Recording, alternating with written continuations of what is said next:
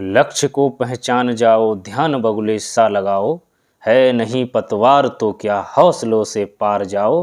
त्याग दो आलस्य सारा, नींद से कर लो किनारा, कौन श्रम बिन यहाँ जीता, कर परिश्रम कौन हारा। कोशिशों में रह नहीं पाए जरा भी कसर, है परीक्षा की घड़ी कस लो कमर, कस लो कमर। इन्हीं पंक्तियों के साथ आप सभी का स्वागत करता हूं आज के इस क्लास में। सीटेट दिसंबर 2024 जो कि 14 दिसंबर के लिए प्रस्तावित है, चंद दिन शेष रह गए हैं और आपकी तैयारी को बढ़ा देने के लिए आज हम लेकर आ गए हैं सोशल स्टडी यानी एसएसटी की मैराथन क्लास। इस क्लास में हम कवर करेंगे संपूर्ण एसएसटी पेडागोजी के निचोड़ को। साथ ही साथ में इसमें हमारे पास होंगे टॉप 100 पीवाईक्यू जो बेस्ड होंगे सीटेट जुलाई 2024 से 2011 तक के पीवाईक्यू होंगे। और हमारा पूरा टारगेट है इस वीडियो में कि हम 60 के 60 प्रश्न सॉल्व करें। इसके अलावा जो हमारी पेपर पास सीरीज है इसको आप करेंगे तो आपको कहीं ना कहीं पूरे प्रश्न आने के चांस हैं, या जिन लोगों की तैयारी अधूरी है वो भी इस वीडियो को पूरा देखें, उन्हें कुछ ना कुछ उससे नॉलेज भी मिलेगी, कॉन्सेप्ट भी क्लियर होंगे एक्सप्लेनेशन के माध्यम के। इसके अलावा जो लोग पुराने हैं या जो लोग हमारी वीडियोस को कंटिन्यू देखते आ रहे हैं उनके लिए एक मॉक टेस्ट का काम भी करने वाला है। अगर आप नए हैं तो चैनल को सब्सक्राइब कर लीजिए, वीडियो को लाइक करें, शेयर करें। बाकी किसी भी सुझाव के लिए हमारे टेलीग्राम चैनल पे भी जुड़ सकते हैं।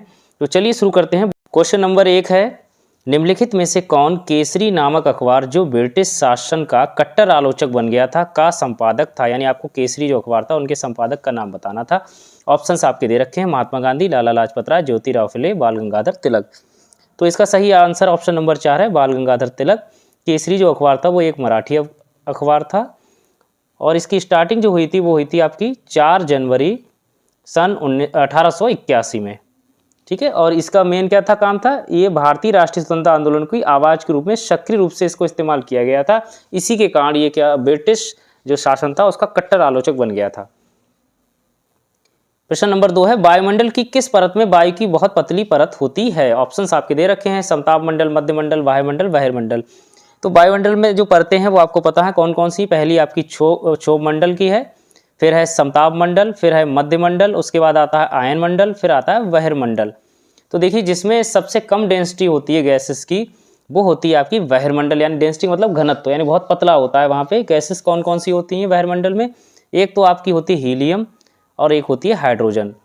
और यहाँ पे खासियत एक और भी है, यहाँ पे जो रात का टेम्परेचर होता है वो डाउन जाता है और दिन का टेम्परेचर अप रहता है। काफ़ी डिफरेंस रहता है रात और दिन के टेम्परेचर में, इसलिए ऑप्शन नंबर 4 इसका सही है, बहिर्मंडल। प्रश्न नंबर 3 है, मध्यकालीन असम में पाइक निम्नलिखित में से क्या थे। यानी पाइक किसको बोलते थे। ऑप्शंस आपके दे रखे हैं, पानी लाने वाले, ये है नहीं। ऑप्शन दूसरा, अनवारी सेना के सदस्य, ये भी नहीं है। ऑप्शन 3, बलात् मजदूर, यही सही है, यानी जबरदस्ती जिनसे काम कराया जा सकता, बंधक बना के या दास बना के, उनको बलात् मजदूर कहते थे, उनको पाइक नाम से बुलाते थे। प्रश्न नंबर 4 है, अकबर ने निम्नलिखित में से किन सरदारों को वतन जागीर दिया था। ऑप्शंस दे रखे हैं आपको, सिसोदिया राजपूत, भारतीय मुसलमान, सिख और मराठे। देखिए सिख और मराठों से कोई यहाँ पे कनेक्शन था नहीं ज़्यादा, तो ये तो यहीं गलत हो जाते हैं। आप कंफ्यूज हो सकते थे भारतीय मुसलमान या सिसोदिया राजपूत, लेकिन इसमें सही आंसर जो मनसबदारी जो प्रथा उन्होंने चलाई थी उसमें सबसे ज़्यादा जो है वतन जागीर किसको दी थी, सिसोदिया राजपूतों को दिया था। ऑप्शन नंबर 1 सही है। इसमें क्या होता था, जब एक जमींदार को मनसबदारी प्रणाली में समाहित कर लिया जाता था तो इसकी तनख्वाह जागीर हो जाती थी और उसकी जमींदारी को वतन जागीर माना जाता था। प्रश्न नंबर 5 है, मुगल राजस्व व्यवस्था जिसमें हर फसल के लिए राजस्व दर की अलग सूची बनाई गई उसे कहते हैं। ऑप्शंस दे रखे हैं, जात, इक्ता, जागीर और जब्त। तो प्रश्न नंबर 5 का जो है सही आंसर ऑप्शन नंबर 4 है, जब्त। बढ़ते हैं अगले प्रश्न में। भारतीय संविधान में स्वतंत्रता, समानता तथा बंधुत्व के विचार लिए गए थे। आपको ऑप्शंस दे रखे हैं, रूसी क्रांति, मैग्ना कार्टा से, अमेरिकी क्रांति से या फ्रांसीसी क्रांति। तो सही आंसर ऑप्शन नंबर 4 है, फ्रांसीसी क्रांति। और फ्रांसीसी क्रांति के बारे में आपको पता होगा, ये 5 मई 1789 से शुरू हुई थी और उसके बाद कब तक चली थी, 9 नवंबर, ये 5 मई 1789 से 9 नवंबर 1799 में समाप्त हुई है ये क्रांति। तो यहीं से ये विचार लिया गया था। बढ़ते हैं प्रश्न नंबर 7 पे, विविधता में एकता मुहावरा किसने दिया। ऑप्शंस आपके हैं, सुभाष चंद्र बोस, सरदार वल्लभ भाई पटेल, पंडित जवाहरलाल नेहरू, मोहनदास करमचंद गांधी। तो सही आंसर पिक करते हैं, ऑप्शन नंबर 3 इनका सही है, पंडित जवाहरलाल नेहरू। बढ़ते हैं प्रश्न नंबर 8, पृथ्वी की जो शैलें जो पृथ्वी के निर्माण के 30 करोड़ वर्ष पश्चात बनी हैं वो कहाँ स्थित हैं। पूर्वी यूरोप में है या हिमालय क्षेत्र में है या विश्व की नवीनतम शैलें मानी जाती हैं, या पश्चिमी ऑस्ट्रेलिया में स्थित हैं। इसका सही आंसर ऑप्शन नंबर 4 है, पश्चिमी ऑस्ट्रेलिया में स्थित हैं। प्रश्न नंबर 9 है, हिंदुस्तान सोशलिस्ट रिपब्लिकन एसोसिएशन यानी HSRA के बारे में निम्नलिखित में से कौन सा कथन सही नहीं है वाला आपको देखना है। ऑप्शंस आपके दे रखे हैं। भगत सिंह और उनके क्रांतिकारी साथियों ने इसकी स्थापना की, तो इसमें जैसे चंद्रशेखर आज़ाद भी थे, ये आप ध्यान रखिए इसको स्थापना करने में। और 1928 में दिल्ली की फिरोज शाह कोटला में इसकी स्थापना हुई। ऑप्शन नंबर 3 यहाँ पे है, 1988 में पंजाब के अमृतसर में इसकी स्थापना हुई। अब आपको दो, या तो ऑप्शन 2 पे कंफ्यूज होंगे या 3 पे, अगर 2 सही है तो 3 गलत है और 3 सही है तो 2 गलत है। आंसर यहीं पे मिल गया, नीचे पढ़ने की जरूरत भी नहीं पड़ी। तो देखिए इसका ऑप्शन नंबर तीसरा यहाँ पे गलत है, क्योंकि 1928 में दिल्ली के फिरोज शाह कोटला में इसकी स्थापना हुई थी, ना कि पंजाब के अमृतसर में। चूंकि इसमें गलत वाला पूछा था, इसलिए ऑप्शन नंबर 3 इसका सही हो जाता है। चौथा ऑप्शन पढ़ लेते हैं, HSRA के सदस्यों ने सैंडर्स नामक पुलिस अफसर की स्थापना की, जो कि बिल्कुल सही बात है। प्रश्न नंबर 10 है, भूतपूर्व रियासत श्रेणी लागू थी। ऑप्शंस दे रखे हैं, 1956 के बाद जब उन्हें प्रशासनिक इकाई के रूप में सुरक्षित नहीं रखा गया। दूसरा है, किसी पर भी नहीं, क्योंकि भारत में कोई ऐसी श्रेणी विद्यमान नहीं थी। तीसरा है, स्वतंत्रता के समय केवल 1947-48 के पास। चौथा ऑप्शन आपका है 1947-48 और 1956 के बीच, जब उन्हें प्रशासनिक इकाइयों के रूप में मान्यता मिली। तो इसलिए ऑप्शन नंबर 4 इसका सही है, 1947 से 48 और 1956 के बीच, जब उन्हें प्रशासनिक इकाइयों के रूप में मान्यता मिली। प्रश्न नंबर 11 है, इतिहास की गूढ़ लिपि का अर्थ निकालने लिखने में पुरातत्वविद एक महत्वपूर्ण भूमिका निभाते हैं। निम्नलिखित में से उनके काम की प्रगति के बारे में कौन सा सही नहीं है वाला आपको ढूंढना है। पहला है, जानवरों, पक्षियों, मछलियों की हड्डियां ढूंढना। तो ये तो आपकी बात बिल्कुल सही है, इसमें हम लोग ये ढूंढते ही हैं, अवशेष ढूंढने ही पड़ते हैं। लिखित सामग्री की जांच। तीसरा है, भवनों, चित्रों, मूर्तियों के अवशेषों का अध्ययन। बिल्कुल सही है ये भी, तो ये ऑप्शन भी यहाँ पे नहीं हो सकता। औजारों, हथियारों, बर्तनों, पेन आदि की प्राप्ति लिए छानबीन, खुदाई, ये सारे किससे पुरातत्व से रिलेटेड हैं, लेकिन लिखित सामग्री की जांच इनका हिस्सा नहीं है, इसलिए ऑप्शन नंबर 2 इसका सही हो जाता है। प्रश्न नंबर 12 है, भारत में केंद्रीय सरकारी कार्यालयों के खुलने का समय सुबह 9 बजे IST है, तो चेन्नई के पास क्रमशः 80 डिग्री पूर्व देशांतर तथा ईटानगर के पास 92 डिग्री 45 मिनट पूर्व देशांतर के पास स्थित केंद्रीय सरकारी कार्यालय खुलने का स्थानीय समय क्रमशः क्या होगा। ये बहुत ही महत्वपूर्ण प्रश्न है, इसमें एक चीज़ ध्यान रखिए। सबसे पहले एक बात मन में ध्यान में रखनी है कि 1 डिग्री देशांतर पे आप बढ़ेंगे तो आप जो है 4 मिनट का टाइम आपको काउंट करना पड़ेगा। 1 डिग्री देशांतर में 4 मिनट, ऐसे याद कर लीजिए। और बाकी हमारा जो IST है, इंडियन स्टैंडर्ड टाइम है, वो 82.5 डिग्री है, यानी 82.5 समझ लीजिए, या 82 डिग्री 30 मिनट करके समझ लीजिए। अब जो चेन्नई के पास की बात कर रहे हैं वो 80 डिग्री का मतलब क्या हुआ, यानी 2.5 डिग्री हम पीछे जा रहे हैं, यानी 2.5 डिग्री हम क्या कर रहे हैं, पीछे जा रहे हैं। और एक में कितने हैं, 1 डिग्री में 4 मिनट है। 2.5 की जो 4 से मल्टीप्लाई कर लोगे तो आ जाएगा आपका 10। अब ये जो 10 आएगा, इसमें ध्यान रखना है आपको, ये माइनस करना है, क्योंकि हम पीछे जा रहे हैं, यानी हम 82 से अब 80 पे आ गए। तो 10 जब माइनस करोगे 9 में से, तो 8 बज के कितने मिनट हो जाएंगे, 50। अब इसमें देखना हमें किसी ऑप्शन में 8:50 है तो पहले ऑप्शन में है, बाकी किसी में दे नहीं रखा है, तो ऑप्शन नंबर 1 यहाँ से ही सही हो गया। दूसरा निकालने की जरूरत नहीं, टाइम वेस्ट करने की आवश्यकता नहीं है। बाकी आपकी जानकारी के लिए मैं दूसरा भी निकाल के दिखा दे रहा हूँ। अब जैसे इसमें दिया है 92 डिग्री 45 मिनट। अब चूंकि यहाँ पे क्या है, आप 82.5 डिग्री से अब क्या आगे की तरफ जा रहे हैं, और 92 डिग्री 45 मिनट, यहाँ पे टाइम प्लस ही होना है, माइनस नहीं होना है। कितना जा रहे हैं, 10 डिग्री और 15 मिनट, ठीक है, 10 डिग्री 15 मिनट, या इसको लिख सकते हैं 10.25। अब 10.25 की जब 4 से मल्टीप्लाई आप करेंगे तो सीधे सीधे आएगा 41 मिनट। 41 मिनट को जब आप 9 में जोड़ दोगे तो 9:41, तो ऑप्शन नंबर 1 ही इसका सही है। प्रश्न नंबर 13 है, निम्नलिखित में से कौन सा ग्राम भोजक के लिए सही नहीं है। ऑप्शंस आपके दे रखे हैं। गांव का कर वसूलने का काम राजा अक्सर इन्हें ही सौंप देते थे। दूसरा है, न्यायाधीश और पुलिस का काम नहीं करते थे। अक्सर एक ही गांव के लोग इस पद पर कई पीढ़ियों तक बने रहते थे। इनकी जमीन पर इनके दास और मजदूर काम करते थे। देखो सबसे बड़ी बात यही है कि राजा क्या करते थे, इनको कर वसूलने का काम सौंप देते थे, ये भी ऑप्शन सही है। बाकी एक ही परिवार के लोग इस पद पर कई पीढ़ियों तक बने रहते थे, ये भी सही है। इनकी जमीन पर इनके दास और मजदूर कार्य करते थे, ये भी सही है। ऑप्शन नंबर 2 इसका सही होता है, क्योंकि यहाँ पे सही नहीं वाला पूछा था। यह न्यायाधीश और पुलिस का काम नहीं करते थे। प्रश्न नंबर 14, भारत के किस क्षेत्र में आदिवासी समुदायों की सघनता सबसे अधिक है? सबसे ज़्यादा कहाँ है? पूर्वी भारत में, पश्चिमी भारत में, उत्तरी भारत में या दक्षिणी भारत में? तो सही आंसर इसमें है ऑप्शन नंबर 1, पूर्वी भारत में। पूर्वी भारत में आपकी देखिए पूर्वोत्तर जो क्षेत्र हैं वहाँ आदिवासी समुदाय सबसे ज़्यादा हैं, जैसे झारखंड है, उड़ीसा है, छत्तीसगढ़, अरुणाचल प्रदेश है, मिजोरम है, मेघालय है, नागालैंड है, मणिपुर, त्रिपुरा, सिक्किम, इन सभी में काफ़ी ज़्यादा है। जैसे मिजोरम में 94.44% है आदिवासी समुदाय। प्रश्न नंबर 15 है, संविधान एक क्षेत्र में रहने वाले लोगों के बीच नागरिक नामक संबंध निर्धारित करता है। यह डैश को भी निर्धारित करता है, यानी किस किस को निर्धारित करता है? लोगों और सरकार के बीच संबंध, पड़ोसी देशों और सरकार के बीच संबंध। देखो पड़ोसी देश और सरकार के बीच संबंध ये संविधान निर्धारित नहीं करता है, ये विदेश नीति हमारी जो है वो निर्धारित करती है। लोगों और कंपनियों के बीच संबंध ये भी नहीं, पड़ोसी देशों के संबंध ये भी नहीं। ऑप्शन नंबर पहला सही है, लोगों और सरकार के बीच संबंध, यानी पब्लिक का और गवर्नमेंट का जो रिलेशन है वो कौन तय करता है? संविधान। प्रश्न नंबर 16 है, राष्ट्रीय चिकित्सा आयोग की चिकित्सा आचार संहिता में कहा गया है कि प्रत्येक चिकित्सक को जहां तक संभव हो उन दवाओं को निर्धारित करना चाहिए जो कहलाती हैं जेनरिक दवाइयाँ, प्राचीन उपचार, आनुवांशिक दवाइयाँ, वैश्विक ब्रांड। तो आपने जेनरिक दवाई के बारे में काफ़ी सुना होगा क्योंकि ये दवाएं सस्ती होती हैं लेकिन डॉक्टर इनका इस्तेमाल नहीं करते हैं, इसलिए ऑप्शन नंबर 1 सही है कि इसको ज़्यादा से ज़्यादा बढ़ावा देना चाहिए। जेनरिक दवाई एक तरह से सेम दवाइयाँ भी होती हैं जो यूज की जाती हैं लेकिन ये ब्रांडेड नहीं होती हैं, इनके साल्ट सेम ही होते हैं।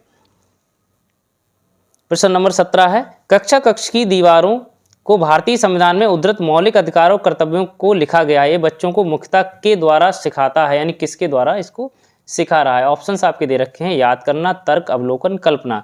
चूंकि अब कहाँ दिया है मौलिक अधिकार, कहाँ लिखे हैं? आपके दीवारों पर, तो ये बच्चा क्या करेगा? उनको अवलोकन करेगा। तो ऑप्शन नंबर 3 इसका सही हो जाता है।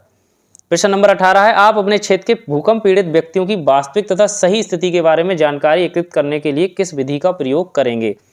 भूकंप पीड़ित व्यक्ति हैं, उनकी स्थिति को जानना है। ऑप्शंस आपके दे रखे हैं। अब देखिए ऐसी स्थिति में आपको क्या करना पड़ेगा, जब भी आप व्यक्तियों से संपर्क करेंगे तो आपको करना पड़ेगा एक तरह से सर्वे, तो उसको कहते हैं सर्वेक्षण विधि। तो ऑप्शन नंबर 4 इसका सही है, सर्वेक्षण विधि। प्रश्न नंबर 19 है, भारतीय संविधान के अनुसार इस प्रकार का आरक्षण समानता के अधिकार का उल्लंघन नहीं है, यानी आरक्षण पे कौन सी बात है जो मतलब उल्लंघन नहीं करती है? यानी आपको इसमें क्या है, एक सही बात ढूंढनी है। सीधी सी बात ये है, पहला है भाई भतीजावाद के आधार पर रोजगार को सुनिश्चित करना, जो कि गलत बात है। दूसरा है राजनेताओं के बीच संबंध, राजनेताओं के सभी संबंधियों को नौकरियां देना, ये भी गलत है। तीसरा है समान अवसर सुनिश्चित करने के लिए किसी के साथ विशेष व्यवहार अपनाना, ये ऑप्शन आप सही है, क्योंकि SC, OBC, ST या जो भी लोग उनको इसी या EWS है, इसी के आधार पर आपको आरक्षण भी दिया गया है। जिन राज्यों में प्रतिनिधि या मंत्री चुनकर आते हैं उन राज्यों के लोगों को नौकरियां देना, ये भी ऑप्शन आपका गलत हो गया। प्रश्न नंबर 20 है, विविधता विषय पर कार्य देने हेतु अध्यापिका अपनी कक्षा के 30 विद्यार्थियों को छोटे छोटे समूह में बांटना चाह रही है। निम्नलिखित में से समूह निर्माण का कौन सा तरीका सबसे उचित होगा? यानी आपको ग्रुप जो बनाने हैं वो किस तरह से बनाने हैं? विद्यार्थियों के पिछली परीक्षा में आए अंकों के घटते क्रम में, इससे नहीं बनाना है। दूसरा है विषम यादृच्छिक समूह जो किसी खेल पाद, बिल्कुल सही, यादृच्छिक समूह जो हों और विषम हो, इसके अलावा किसी गेम पे आधारित हो तो सही होता है। ऑप्शन नंबर 2 बिल्कुल सही हो गया। उसके अलावा विद्यार्थियों की सुविधा अनुसार ये भी नहीं, और आगे से पीछे क्रम में बैठने के क्रम अनुसार ये भी नहीं। प्रश्न नंबर 21 है, भेदभाव विषय पर चर्चा करने के लिए निम्नलिखित में से कौन सा संसाधन प्रासंगिक है? किस पे चर्चा कर रहे हैं? भेदभाव विषय पे। ऑप्शंस दे रखे हैं आपको, तो हमें ये देखना है, ऐसे ऑप्शंस को चुनना है जो आपकी डे टू डे लाइफ से रूबरू हो पाए, जिनके माध्यम से यानी वास्तविक जीवन से जुड़े हुए जो चीज़ें हों। पहला है BR अम्बेडकर के भारत लौटने के पश्चात रहने हेतु स्थान ढूंढने के अनुभव का वृत्तांत, बिल्कुल सही है, ऑप्शन नंबर 1 ही इसका सही होगा। विज्ञापन में कपड़े धोती महिला को दर्शाना, अशोक के अभिलेखों की लिपि या मानव अधिकारों की वैश्विक घोषणा, ये भेदभाव को सही से नहीं दिखा सकते। प्रश्न नंबर 22 है, सामाजिक विज्ञान पाठचर्या में अनेकत्व की संकल्पना को निम्नलिखित में से कौन सा कथन सटीकता से दर्शाता है? सही विकल्प का चयन करें।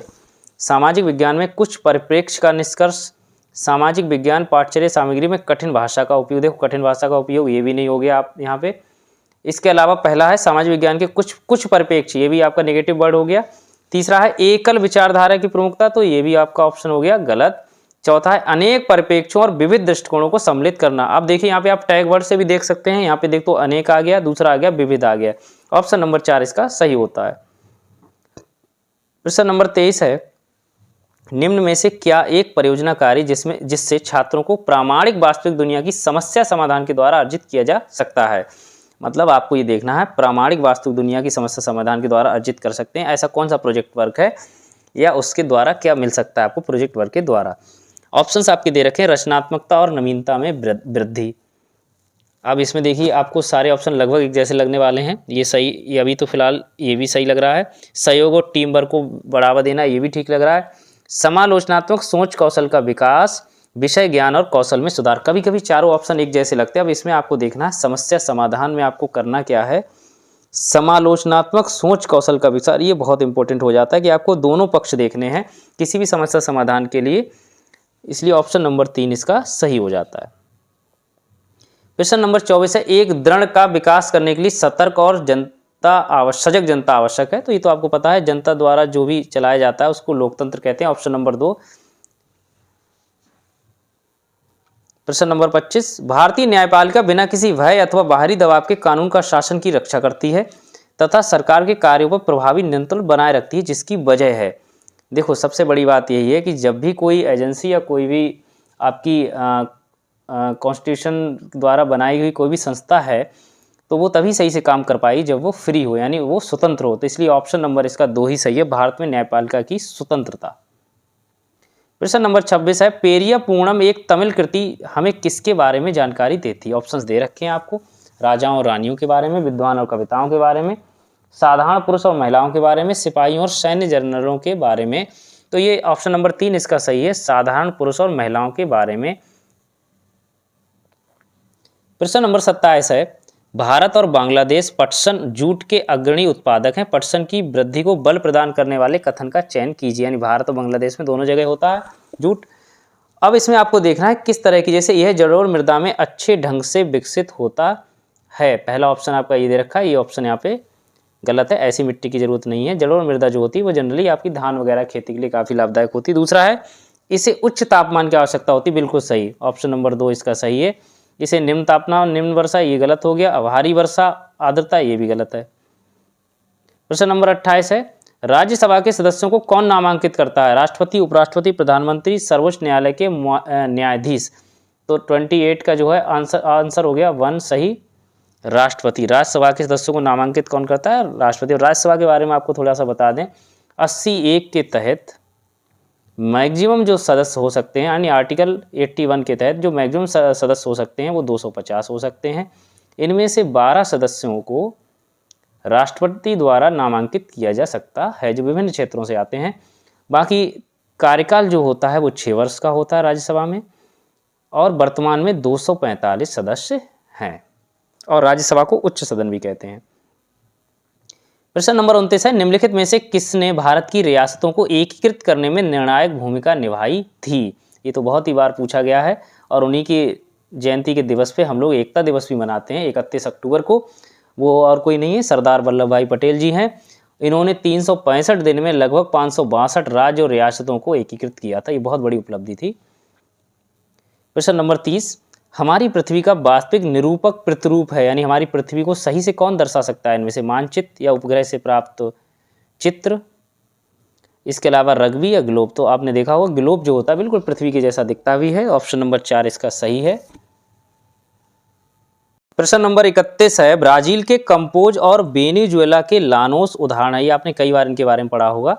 ऑप्शंस आपके दे रखे हैं, टुंडा प्रकार की वनस्पति के उष्ण कटिबंधीय घास के मैदान, भूमध्य सागरीय वनस्पति के शीतोष्ण कटिबंधीय घास के मैदान। तो देखो ये तो कन्फर्म है, ये किसके हैं, घास के मैदान है। अब कन्फ्यूज यहाँ नहीं होना है, उष्ण कटिबंधीय या शीतोष्ण कटिबंधीय है। तो इसका देखिए सही आंसर है ऑप्शन नंबर बी, यानी उष्ण कटिबंधीय घास के मैदान। ब्राजील के कंपोज और वेनेजुएला के कौन सा है, लाओस। इसके अलावा अन्य घास के मैदान आपको बता दूं, स्टेपी जो है यूरोप और उत्तरी एशिया में पाया जाता है, पुस्ताज जो है हंगरी, प्रेरीज संयुक्त राज्य अमेरिका, कई बार पूछा गया, पंपास याद कर लीजिए अर्जेंटीना, बेल्ट्स दक्षिण अफ्रीका में, Downs Australia, Canterbury New Zealand, Savanna Africa एवं ऑस्ट्रेलिया, टैगा यूरोप एवं एशिया।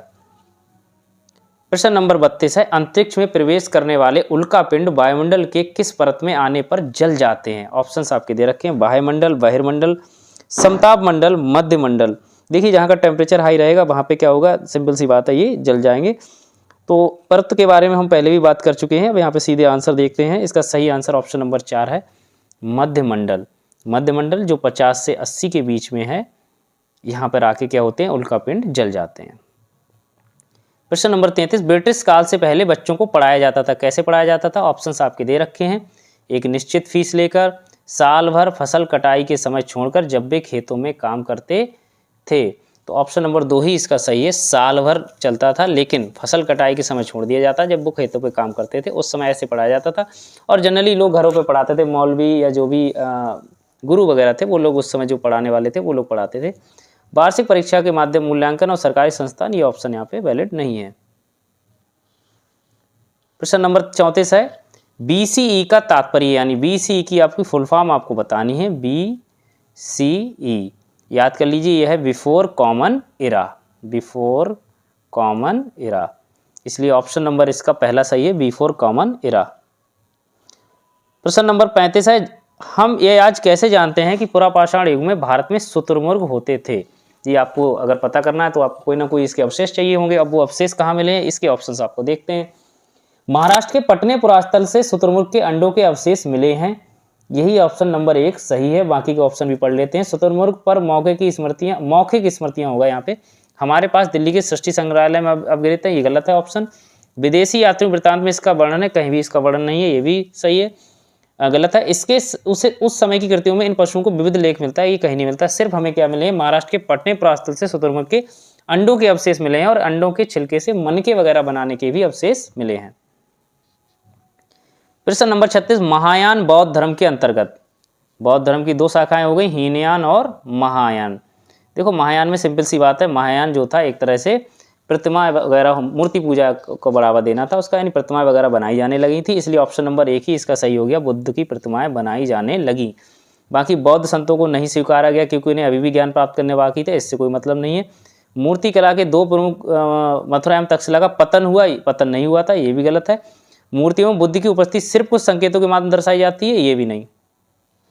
प्रश्न नंबर 37, खिलजी और तुगलक वंश के अंतर्गत प्रशासन और समेकन के संदर्भ में क्या सही है? गंगा के मैदानी इलाके, घने जंगलों वाले क्षेत्र को पहली बार बैठा गया, नहीं पहली बार नहीं, ये यहाँ पे गलत हो जाता है। दूसरा है, दिल्ली से बंगाल जैसे सुदूर प्रांतों का नियंत्रण कठिन था, ये बात बिल्कुल सही है कि वहाँ पे सबसे बड़ी ये चीज़ थी कि दिल्ली से बंगाल तक का नियंत्रण कैसे किया जाए। इसके अलावा अलाउद्दीन खिलजी और मोहम्मद बिन तुगलक गंगा के मैदानी इलाकों पर जोर जबरदस्ती अपना अधिकार लंबे समय तक रख पाए नहीं, ये नहीं रख पाए थे। उपमहाद्वीप का काफ़ी बड़ा हिस्सा दिल्ली के सुल्तानों के अधिकार में था, ये भी नहीं। क्वेश्चन नंबर 38, जनजाति लोगों को इतिहास के पुनर्निर्माण के निम्न में से कौन सा कथन गलत है? जनजाति जो लोग थे उनके इतिहास के पुनर्निर्माण में निम्न में से कौन सा कथन गलत आपको ढूंढना है। अधिकांश जनजाति समूह ने लिखित दस्तावेज रखा, नहीं, पहला ही ऑप्शन इसका सही होता है, उन्होंने कोई लिखित दस्तावेज नहीं रखा था। बाकी के सही ऑप्शंस कौन से हैं 3, वो भी पढ़ लेते हैं। जनजाति लोगों ने समृद्ध रीति रिवाज और मौखिक परंपराओं का संरक्षण किया, बिल्कुल सही है। जनजाति समाज अपनी विविध किस्म की जरूरत के लिए एक दूसरे पर निर्भर रहा। समकालीन इतिहासकार और मुसाफिरों ने जनजाति के बारे में बहुत कम जानकारी दी, ये भी ऑप्शन सही है। प्रश्न नंबर 39, 1857 के विद्रोह के बाद अंग्रेजों ने किस प्रकार भारत पर अपने नियंत्रण को समेकित किया? यानी 1857 के विद्रोह के बाद की बात हो रही है। ऑप्शंस देखते हैं। अवध, बिहार, मध्य भारत और दक्षिण भारत से ज़्यादा सिपाहियों की भर्ती कर, नहीं, ऐसा कुछ नहीं किया था। दूसरा है, भूमिहीन तथा किसानों की रक्षा के लिए नई नीतियां बनाकर, ये भी गलत है। तुष्टिकरण तथा संपत्ति अधिकारों की सुरक्षा करके, ये भी नहीं। चौथा है, ईस्ट इंडिया कंपनी के सारे अधिकार ब्रिटिश साम्राज्य के हाथ में सौंपकर ताकि भारतीय मामलों में ज़्यादा बेहतर ढंग से संभाला, बिल्कुल सही है ऑप्शन नंबर 4, क्योंकि उस समय क्या हुआ था, ईस्ट इंडिया कंपनी के सारे अधिकार किसको दे दिए? ब्रिटिश साम्राज्य के हाथ में दे दिए गए थे। प्रश्न नंबर 40, निम्नलिखित में से क्या प्रतिनिधि लोकतंत्र की विशेषता नहीं है? आपको देखना है। पहला, प्रतिनिधियों के हाथ में निर्णय निर्माण की प्रक्रिया, बिल्कुल सही है, क्योंकि जिन लोगों को हम चुन के भेजते हैं उनके ही हाथ में निर्णय निर्माण की प्रक्रिया होती है। जनता का निर्णय निर्माण की प्रक्रिया में प्रत्यक्ष सहभागिता, प्रत्यक्ष नहीं होता, अप्रत्यक्ष होता है। हम अपने मत का प्रयोग करते हैं और अपने रिप्रेजेंटेटिव को भेजते हैं वहाँ जहाँ निर्णय निर्माण की प्रक्रिया संसद में चलती है। जनता को मतदान का अधिकार, बाकी मतदान प्रतिनिधि का चुनाव, ये भी ऑप्शन आपके सही हैं। प्रश्न नंबर 41 है, भारत के किस क्षेत्र को छोटा तिब्बत कहा जाता है? यानी तिब्बत की तरह ही वहाँ की जो है सारी चीज़ें होंगी, सांस्कृतिक जो चीज़ें हैं या भौगोलिक चीज़ें हैं। अरुणाचल प्रदेश, सिक्किम, हिमाचल प्रदेश, लद्दाख। तो ऑप्शन नंबर 4 इसका सही है, लद्दाख। प्रश्न नंबर 42, भारत में अपील प्रणाली किसे कहते हैं? न्यायालय के आदेश के खिलाफ संसद में अपील का प्रावधान, तो ऐसा कोई प्रावधान नहीं है। ऑप्शन नंबर 1 तो यहीं से गलत हो जाता है। दूसरा है आपका, राज्य कार्यपालिका प्रमुख का सर्वोच्च अपील अधिकारी रूप में कार्य करने का प्रावधान, नहीं, ये भी कहीं प्रावधान नहीं है। तीसरा है, निचली अदालत के आदेश के खिलाफ उच्च न्यायालय में अपील का प्रावधान, बिल्कुल सही, निचली अदालत के आदेश के खिलाफ उच्च न्यायालय में जाने को हम लोग कहते हैं अपील प्रणाली। ऑप्शन नंबर 3 इसका सही हो गया। न्यायिक सेवा में आवेदन का प्रावधान, ये भी नहीं है। निम्नलिखित में से कौन प्रायद्वीपीय पठार का लक्षण नहीं है? देखना है आपको। पहला है, इसके उत्तर पश्चिम में अरावली श्रृंखला स्थित है, ये बात बिल्कुल सही है। दूसरा पढ़ते हैं, यहाँ कोयला एवं लौह जैसे खनिजों की प्रचुरता है, ये भी ठीक है। तीसरा, इस पठार पर पश्चिम की ओर बहने वाली महानदी और कृष्णा नदियाँ मौजूद नहीं, ये ऑप्शन नंबर 3 यहाँ पे गलत हो गया। यह उत्तरी मैदानों के दक्षिण में स्थित है, ऑप्शन नंबर 4 ये भी सही। 1 2 4 सही है, 3 गलत है, इसलिए नहीं पूछा था, इसलिए ऑप्शन नंबर 3 ही इसका सही होगा। प्रश्न नंबर 44, निम्नलिखित में से कौन सा कथन अफ्रीका के बारे में सही है? आपको सही कथन देखना है अफ्रीका के बारे में। यही एक ऐसा महाद्वीप है जिससे होकर कर्क, विश्व तथा मकर रेखाएं गुजरती हैं, तीनों, कर्क, विश्व तथा मकर, बिल्कुल सही। ऑप्शन नंबर 1 ही यहाँ पे सही हो गया। बाकी गोभी मरुस्थल इस महाद्वीप में स्थित है, ये तो गलत हो गया। इसके पश्चिम में यूराल पर्वत जो एशिया से अलग करता है, ये भी गलत है। यूराल पर्वत कहाँ है? यूरोप और एशिया के बॉर्डर पे है। अफ्रीका का बहुत बड़ा भाग दक्षिणी गोलार्ध में स्थित है, ये भी नहीं। प्रश्न नंबर 45, भारत के दक्षिणी भागों विशेषकर तमिलनाडु और आंध्र प्रदेश में शरद ऋतु में वर्षा होती है, क्योंकि पवन अरब सागर से बंगाल की, अब देखो यहाँ पे सारा खेल पवन के बहने का है, किधर से किधर बह रही तब वर्षा होगी। अब प्रश्न नंबर जो 45 है ना, इसमें एक चीज़ ध्यान रखिए, जो लौटता हुआ मानसून होता है उसकी वजह से यहाँ पे शरद ऋतु वर्षा होती है, तो ये ऑप्शन आपको देखना है। अब इसमें लिखा है लौटने वाले में दो जगह लिखा है। तीसरे में दिया है पवन स्थल भागों से लौटकर अरब सागर की ओर बहती है, तो यहाँ पे जब अरब सागर की ओर बहेगी, सिंपल सी बात है, तब तो बारिश होनी नहीं है। लौटकर बंगाल की खाड़ी की ओर बहेगी तभी बारिश होगी, तो ऑप्शन नंबर 4 इसका सही हो जाता है। प्रश्न नंबर 46, निम्नलिखित में से कौन ब्लॉक पर्वत है? यानी भ्रंशोत्स पर्वत भी कहते हैं इनके लिए। अपलेशियन पर्वत, यूराल पर्वत, बासजेस पर्वत या हिमालय पर्वत? तो प्रश्न नंबर 46 का सही आंसर ऑप्शन नंबर 3 है, बासजेस पर्वत। 47 नंबर है, भारत में आरंभिक मानव पर समझ के लिए निम्नलिखित में से कौन सा प्राथमिक स्रोत माना जाता है? यानी जो हमारा जो आदिमानव कह सकते हैं उनके लिए सबसे पहला स्रोत कौन सा हो सकता है? ऑप्शंस आपके दे रखे हैं, गिरनार का शैल अभिलेख, पाद शाहनामा चित्रकला, मध्य प्रदेश की शैल चित्रकला या कांगड़ा शैले की चित्रकला। तो प्रश्न नंबर 47 का जो है सही आंसर ऑप्शन नंबर 3 है, मध्य प्रदेश की शैल चित्रकला। मध्य प्रदेश की जो गुफाएं हैं उसमें जो है भीमबेटका की गुफाएं, उनमें जो भी पत्थरों पे जो चित्रकला उकेरी गई है उसके माध्यम से आप बता सकते हैं। प्रश्न नंबर 48, ऋतु प्रवास जुड़ा है। ऋतु प्रवास का मतलब ये होता है कि एक जगह से दूसरी जगह, दो भिन्न भिन्न जलवायु वाले जब लोग होते हैं तो एक जलवायु में रहे, उसके बाद जब वहाँ से सर्वाइव नहीं कर पाए तो दूसरी जगह चले गए। घरों की पास पास बसावट से, ये ऑप्शन यहाँ पे गलत हो गया। एक घर, छोटे घर के पौधे रखने का कृत्रिम अहाता, ये भी नहीं है। ऐसे स्थान जहाँ बस्तियाँ विकसित होती हैं, ये भी नहीं। ऑप्शन नंबर 4, लोगों के आवागमन से। और ऋतु प्रवास जो होता है एक तरह से मुख्यतः शीतोष्ण कटिबंध में ये ज़्यादा होता है, जहाँ पे पर्वतीय तथा मैदानी घाटियों के मध्य में ये होता है सबसे ज़्यादा ऋतु प्रवास। और यहाँ पे पशु चारक होते हैं या पशु जो होते हैं, पशुओं को लेकर इधर से उधर जो है जाते हैं लोग ऋतु प्रवास के माध्यम से, भिन्न भिन्न जलवायु के लोग। प्रश्न नंबर 49 है, निम्नलिखित में से कौन सा कथन खनिज के संदर्भ में सही नहीं वाला आपको देखना है, बहुत ध्यान से पढ़िए। पहला, इनका एक निश्चित रासायनिक संगठन होता है, बिल्कुल सही है। ये विभिन्न प्रकार के भूवैज्ञानिक परिवेश में निर्मित होते हैं, बिल्कुल सही है। तीसरा है, सभी खनिज अधात्विक होते हैं, नहीं, यहीं पे गलत हो गया ही, इसलिए ऑप्शन नंबर 3 सही है। खनिज 3 टाइप के होते हैं, धात्विक, अधात्विक और ऊर्जा खनिज। चौथा है, ये प्राकृतिक रूप से प्राप्त होने वाले पदार्थ है, ये भी बात इनकी ठीक है। प्रश्न नंबर 50, भारत का शोध संस्थान मैत्री कहाँ अवस्थित है? ये कई बार प्रश्न पूछा गया है। ऑप्शन नंबर 1 इसका सही है, अंटार्कटिका में। और ये 1984 में इस स्थान की स्थापना की गई थी, इस संस्थान की, शोध संस्थान की 1984 में। प्रश्न नंबर 51 है, सेल के एक प्रकार से दूसरे प्रकार में परिवर्तित होने की प्रक्रिया को कहते हैं। ऑप्शंस आपके दे रखे हैं, सेल निर्माण, सेल चक्र, सेल परिवर्तन, सेल अपघटन। तो इसका एक पूरा साइकिल होता है, उस साइकिल को समझ लेते हैं। और वैसे ऑप्शन नंबर 2 इसका सही है, सेल चक्र, और इसके बारे में थोड़ा पढ़ लेते हैं। सबसे पहले आपका क्या है, मान लीजिए जो भी ज्वालामुखी विस्फोट हुआ उसकी वजह से जो मैग्मा निकला, मैग्मा से आपका आग्नेय शैल बना। आग्नेय शैल रूपांतरित होकर अवसादी या तलछट बना, जिससे आपका बनता है अवसादी शैल।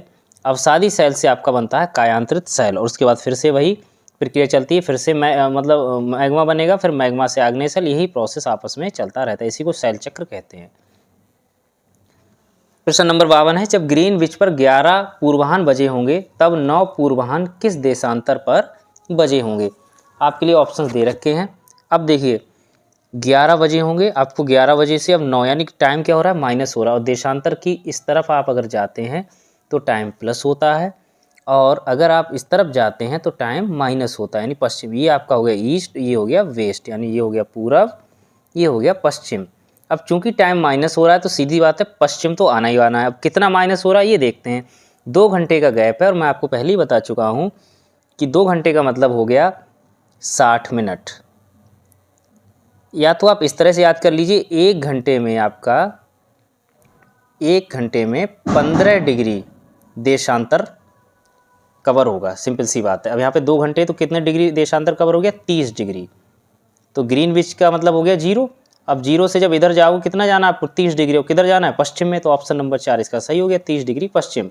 2 तरीके से हैं, या तो आप ऐसे याद कर लीजिए 1 डिग्री में आपको 4 मिनट जाना होता है, या फिर आप ऐसे याद कर लीजिए कि 1 घंटे में 15 डिग्री। प्रश्न नंबर 53 है, निम्नलिखित में से कौन सा थीमेटिक मानचित्र का उदाहरण है। मानचित्र के प्रकार जो होते हैं उनमें से एक थीमेटिक होता है। इसमें ऑप्शंस आपके दे रखे हैं, तो इसमें सही आंसर ऑप्शन नंबर 1 है, भारत का सड़क मानचित्र। थीमेटिक मानचित्र क्या होते हैं, जो आपको विशेष जानकारी प्रदान करते हैं, जैसे सड़क मानचित्र है, वर्षा है, वन है, उद्योग, इनके बारे में, ठीक है। और भौतिक मानचित्र होते हैं, इसके अलावा फिजिकल मैप जो होते हैं उनमें पर्वत, पठार, मैदान, नदियाँ, महासागर। वहीं जो राजनीतिक वाले होते हैं, पॉलिटिक वाले, इसमें राज्य हैं, गांव हैं, शहर हैं, इनके अलावा जो है नगर हैं, इन सब के बारे में, और सीमाओं वगैरह को दिखाया जाता है राज्यों की। इसके अलावा जो है मानचित्र के 3 घटक होते हैं, दूरी, दिशा और प्रतीक। प्रश्न नंबर 54 है, निम्नलिखित नाम पर विचार कीजिए, मिल्पा, लदांग, रोका और चीरू ऊपर दिए गए नाम किससे संबंधित हैं। ऑप्शंस आपके दे रखे हैं, स्थानांतरित कृषि और विलुप्त प्रजातियां, स्थानांतरित कृषि और चावल का प्रकार, अगला है आपका विलुप्त प्रजातियां, फिर है चावल का प्रकार। देखिए ऑप्शन नंबर इसका पहला सही है, स्थानांतरित कृषि और विलुप्त प्रजाति। मिल्पा, लदांग और रोका ये तो सारी रिलेटेड हैं आपकी स्थानांतरित कृषि से। चीरू जो है आपकी एक तरह से विलुप्त प्रजाति है। अब इसके अलावा स्थानांतरित कृषि और उनके इंपॉर्टेंट वाले हैं जो मैं आपको बता दे रहा हूँ। हाँ, यहाँ पे एक चीज़ और बतानी भूल गए, चीरू जो है आपका तिब्बती मृग है, ठीक है। अब रे जो स्थानांतरित कृषि का नाम जैसे रे है वो वियतनाम में रे बोलते हैं, तवी जो बोलते हैं मेडागास्कर में बोलते हैं, मसोल कांगो या जैरे नदी घाटी में, फांग जो है इक्वेटोरियल अफ्रीकी देश में, लोगन पश्चिमी अफ्रीका में, कोमाइल मैक्सिको में, मिल्पा यूकाटन और ग्वाटेमाला में, ईकालिन ग्वांडेलोप में, कोनको वेनेजुएला में, रोका ब्राज़ील में, ठीक है। लदांग आपका इंडोनेशिया में होता है। प्रश्न नंबर 55, भारतीय संघीय व्यवस्था के अंतर्गत निम्नलिखित में से किस विषय पर केंद्र सरकार कानून नहीं बना सकती। अब आपको इसमें केंद्र और राज्य के और समवर्ती सूची वाले ये विषय आपको याद होने चाहिए, तभी आप इनका सही पिक कर पाएंगे। अब जैसे केंद्र की जो सूची है उसमें आपके हैं रक्षा, अंतर्राष्ट्रीय संबंध, बंदरगाह, रेलवे, हाईवे और संचार, इतनी महत्वपूर्ण है ये। इसके अलावा दूसरी जो लिस्ट है इसमें सार्वजनिक व्यवस्था यानी पब्लिक ऑर्डर, पुलिस, सार्वजनिक स्वास्थ्य यानी पब्लिक हेल्थ, अस्पताल और दवाखाने, साफ सफाई और खेती किसानी। इसके अलावा जो समवर्ती सूची, इससे कई बार प्रश्न पूछे गए हैं, न्याय, शिक्षा, ट्रेड यूनियन और वन। अब चूंकि इसमें देखिए इन्होंने कहा था कौन नहीं बना सकता, केंद्र सरकार किस पे नहीं बना पाएगी, राज्य सूची पे नहीं बना पाएगी, समवर्ती सूची में भी बना सकती है क्योंकि उस पर तो दोनों का अधिकार होता है। अब इसमें देखिए हमारा जो ऑप्शन है, बैंकिंग है ये केंद्र का विषय हो गया, संचार भी केंद्र का विषय हो गया, इसके अलावा मुद्रा भी केंद्र का विषय है, पुलिस जो है केंद्र का विषय नहीं है, ऑप्शन नंबर 3 सही है, ये राज्य का विषय है। प्रश्न नंबर 56, जल के विषय में पढ़ाते हुए अध्यापक एक लड़की की जो कई प्रकार से जल बचाती है कहानी सुनाता है, वह कौन सी उक्ति प्रयोग कर रहा है। देखो कहानी सुनाने का मतलब होता है वृत्तांत सुनाना, तो ऑप्शन नंबर 1 इसका हो गया वृत्तांत उपागम। प्रश्न नंबर 57, वृत्त चित्रों का प्रदर्शन सामाजिक विज्ञान अध्ययन में उपयोगी। वृत्त चित्र यानी डॉक्यूमेंट्री, तो डॉक्यूमेंट्री का देखिए मेन काम यही होता है कि वो आपके लिए कोई भी जो इंसिडेंट हुआ है उसका प्रथम दृष्टा की भांति ब्यौरा देता है, तो ऑप्शन नंबर 1 इसका सही। पाठचर्या का बोझ कम करता है, मनोरंजनदायक है, उपयुक्त सभी है, ऑप्शन नंबर 1 ही इसका ज़्यादा महत्वपूर्ण है, सामाजिक विज्ञान की कक्षा में यदि आपको ज्ञान अर्जन हेतु आगमनात्मक उपागम का प्रयोग करना है तो आप देखिए आगमनात्मक उपागम, आगमन शब्द जहाँ आ जाए वहाँ समझ जाइए हमें उदाहरण से नियम की ओर जाना है। वही हमें ऑप्शंस में देख रहे हैं, ऑप्शंस आपके सामने हैं, मैं सही आंसर आपको पिक कर रहा हूँ। पहला देखिए, विभिन्न उदाहरणों के बीच समानता ढूंढकर सामान्य सिद्धांत पर पहुंचेगी। उदाहरण से कहाँ पहुंच रहे हैं? सिद्धांत, इसलिए ऑप्शन नंबर 1 सही हो गया। बाकी ऑप्शंस पढ़ने की भी आवश्यकता नहीं है। प्रश्न नंबर 59 है, सामाजिक विज्ञान में परियोजना कार्य देने के कारण है, यानी प्रोजेक्ट वर्क देने का कारण क्या है? छात्रों को अपने समय का सही प्रयोग करने का अवसर देना। सही प्रयोग, समय का उपयोग करना हमारा मेन उद्देश्य नहीं है। पाठ्यक्रम पूरा होने का निश्चय करना, ये भी नहीं। छात्रों में सुनने और पढ़ने के कौशलों का विकास करवाना, ये भी इसका उद्देश्य नहीं है। चौथा है, विद्यालयी शिक्षा को सामाजिक वास्तविकता से जोड़ना। बिल्कुल सही है, जब प्रोजेक्ट वर्क करेगा बच्चा तो एक तरह से वास्तविकता से जुड़ेगा। प्रश्न नंबर 60 है, महासागरीय जल का लयबद्ध रूप से दिन में 2 बार उठना फिर गिरना फिर उठना फिर गिरना क्या कहलाता है? तो सिंपल सी बात है, ये तो आपने कई बार पढ़ा हुआ। ऑप्शन नंबर 2 ज्वार भाटा। और किसकी वजह से होता है? ये चंद्रमा के गुरुत्वाकर्षण बल के कारण होता है ऐसा। प्रश्न नंबर 61, प्राकृतिक वनस्पति तथा वन्य जीवन हमें कहाँ मिलते हैं? प्राकृतिक वनस्पति और वन्य जीवन, ऑप्शन हैं स्थलमंडल, जलमंडल, वायुमंडल। देखो इन तीनों को अगर आप मिला देते हो तो ये बन जाता है जैव मंडल। ये सारी चीजें कहाँ मिलती हैं? हमें जैव मंडल में। ऑप्शन नंबर 4 ही इसका सही हो गया, जैव मंडल। प्रश्न नंबर 62 है, गुरु नानक द्वारा बनाए गए शुरुआती पवित्र स्थल को किस नाम से जाना जाता है? विजक, खालसा, लंगर, धर्मशाला। ऑप्शन नंबर 4 इसका सही है, धर्मशाला। प्रश्न नंबर 63, भारत का वर्णन करते हुए किसने अनेकता में एकता मुहावरे का प्रयोग किया? महात्मा गांधी, रविंद्रनाथ टैगोर, जवाहरलाल नेहरू, बाल गंगाधर तिलक। तो सही आंसर जो है आपका है ऑप्शन नंबर 3 जवाहरलाल नेहरू।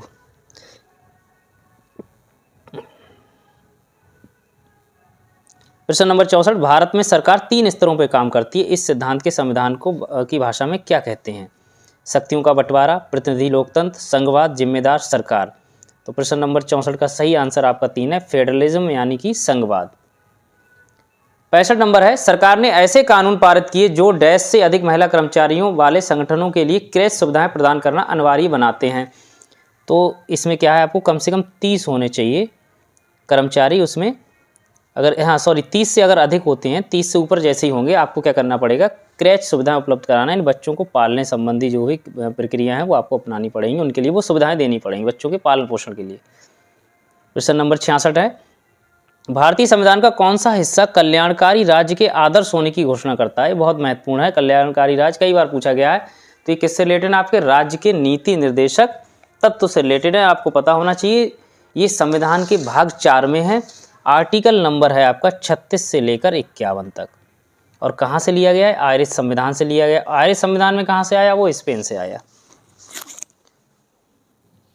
प्रश्न नंबर 67 है, संसद द्वारा पारित कानूनों को न्यायपालिका को बदलने का अधिकार यदि वह मानती है कि संविधान की मूलभूत संरचना का उल्लंघन है कहलाता है। संसद द्वारा, जैसे संसद कोई अगर कानून पारित करता है और अगर न्यायपालिका को ये लगता है कि ये जो कानून है ये न्यायसंगत नहीं है, संविधान के मूलभूत ढांचे को उल्लंघन कर रहा है, तो उस क्षेत्र के लिए क्या कहते हैं? उस वर्ड के लिए पर्टिकुलर क्या कहते हैं? तो उस वर्ड के लिए आप कहते हैं ऑप्शन नंबर 3 न्याय पुनरीक्षण का अधिकार। और हमारे यहाँ जो सुप्रीम कोर्ट है उसमें जो है आपका आर्टिकल नंबर 32 और 136 में है। इसके अलावा जो आपका हाई कोर्ट है वहाँ पे 226 और 227 में इस चीज़ का विवरण दे रखा है।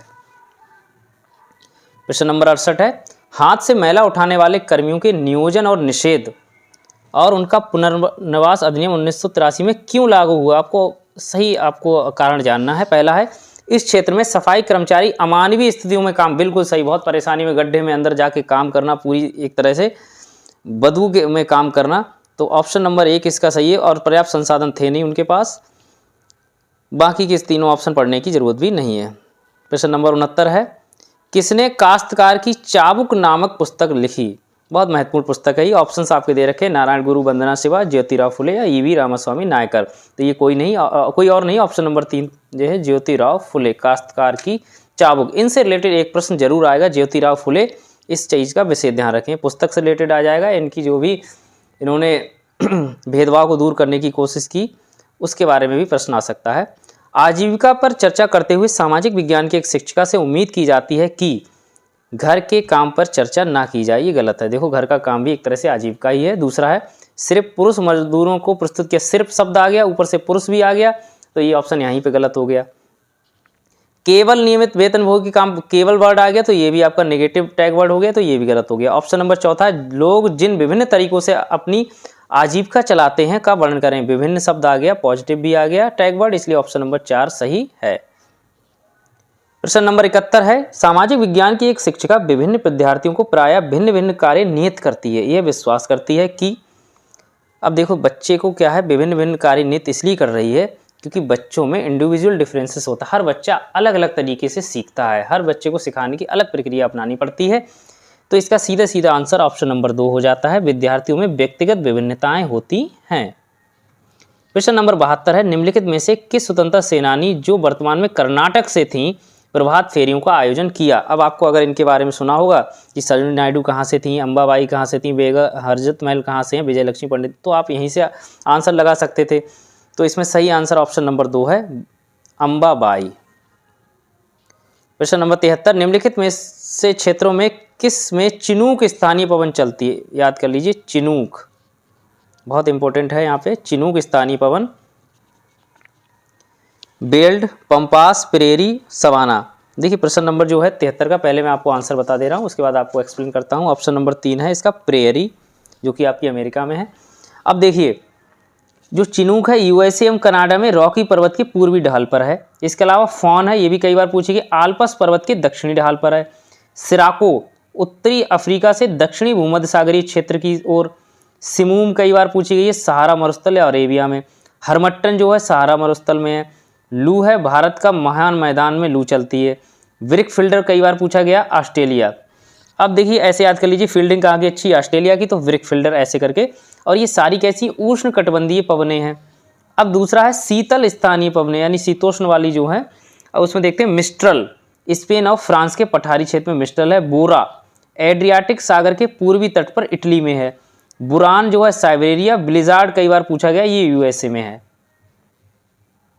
प्रश्न नंबर 74, सुनहरी जरी निम्नलिखित में से किसकी एक किस्म है। सिल्क, जूट, सूती वस्त्र या नायलॉन। तो सही आंसर ऑप्शन नंबर 3 है, सूती वस्त्र। और ये कहाँ से रिलेटेड है, गुजरात और गुजरात के बड़ोदरा क्षेत्र से। प्रश्न नंबर 75 है, उद्योग के निम्नलिखित प्रकारों में से टोकरी बुनाई किसका उदाहरण है, यानी टोकरी बुनाई किसका उदाहरण है।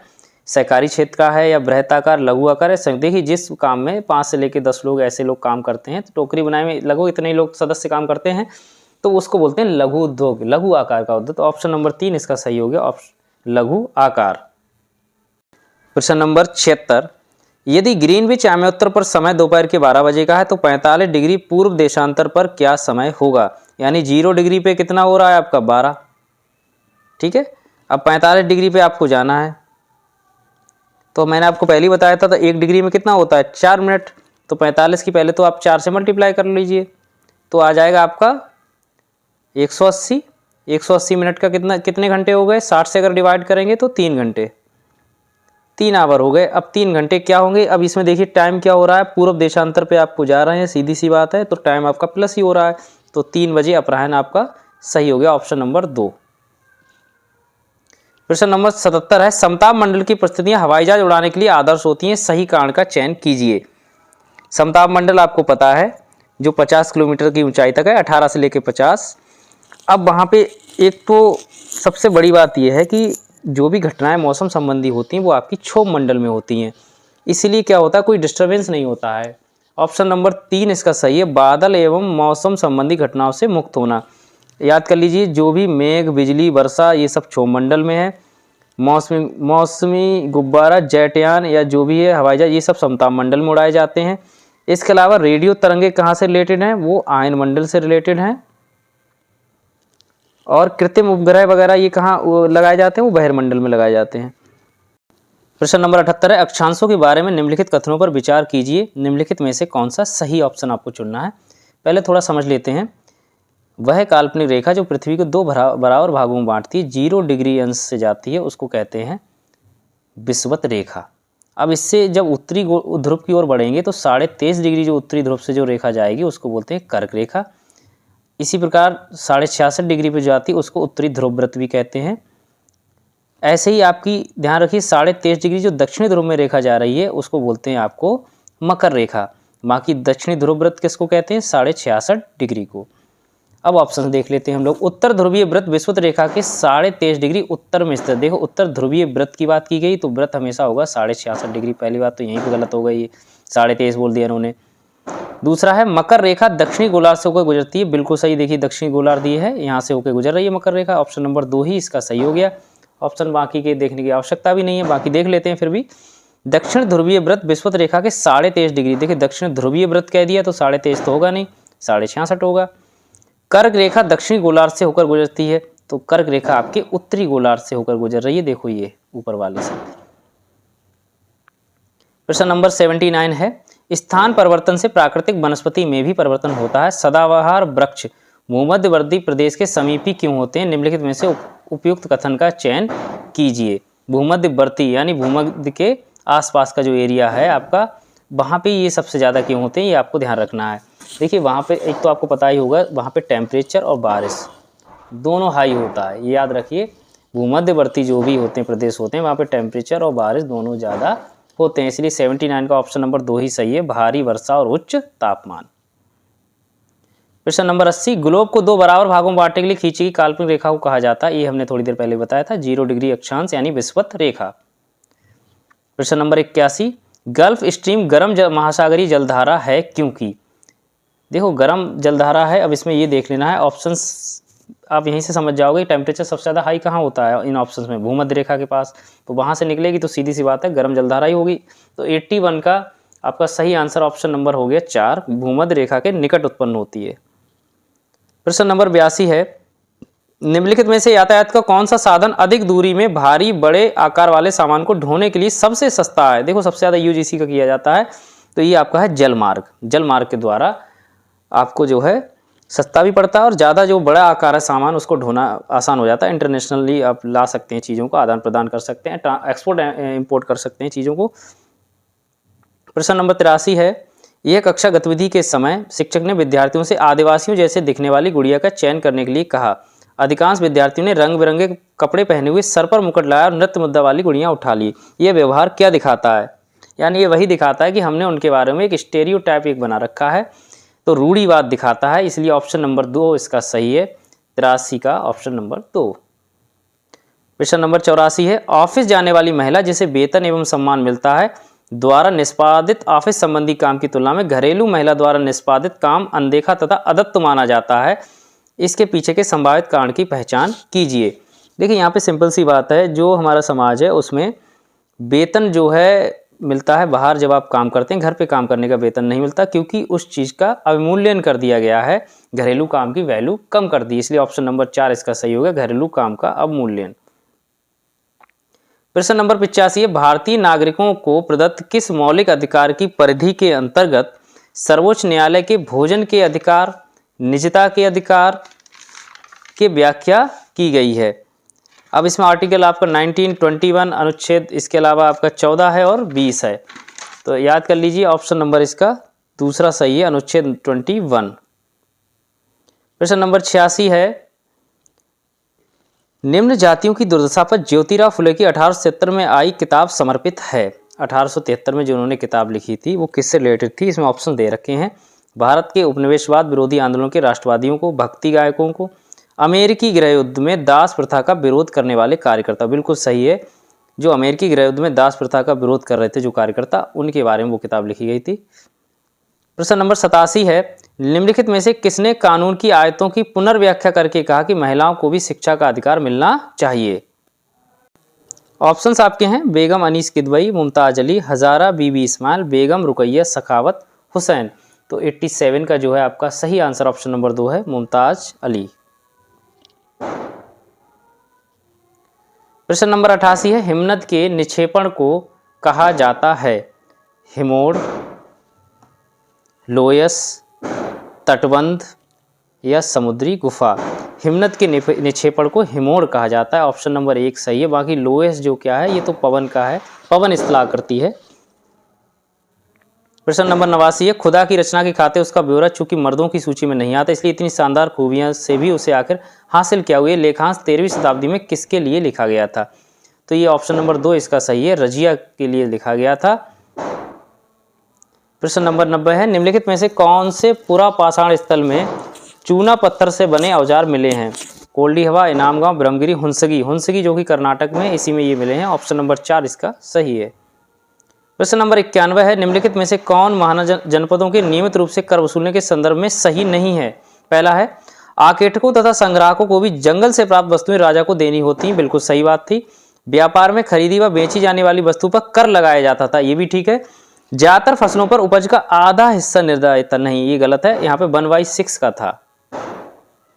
तो ऑप्शन नंबर 3 ही इसका सही हो गया। बाकी चौथा ऑप्शन पढ़ लेते हैं, चरवाहों को जानवरों या उनके उत्पाद के रूप में कर देना पड़ता था, बिल्कुल। प्रश्न नंबर 92 है, कक्षा 4 के कुछ विद्यार्थी प्रश्न करते हैं कि पृथ्वी सपाट नहीं है तो मानचित्र में ये सब कुछ सपाट दिखाते हैं, इस प्रश्न को संबोधित करने का सर्वश्रेष्ठ मार्ग क्या होगा? पहला है, सजीवता के साथ ये दिखाना है कैसे मानचित्र ग्लोब हमारी पृथ्वी से मिलते जुलते हैं। बिल्कुल आपको लाइवली ये चीज़ दिखानी पड़ेगी उनके लिए कि हमारा मानचित्र और ग्लोब जो है हमारी पृथ्वी से मिलते जुलते हैं, इसीलिए हम इनका उपयोग करते हैं। इसलिए ऑप्शन नंबर 1 ही इसका सही हो गया। बाकी विद्यार्थियों को मानचित्र दिखाना, उन्हें स्वयं ही कारण पता करने के लिए कहना, विद्यार्थियों को ग्लोब दिखाना, ये पर्याप्त नहीं है। प्रश्न नंबर 93 है, रोजी ने एक महिला को नर्स के रूप में तथा पुरुष को अभियंता यानी इंजीनियर के रूप में चित्र बनाया।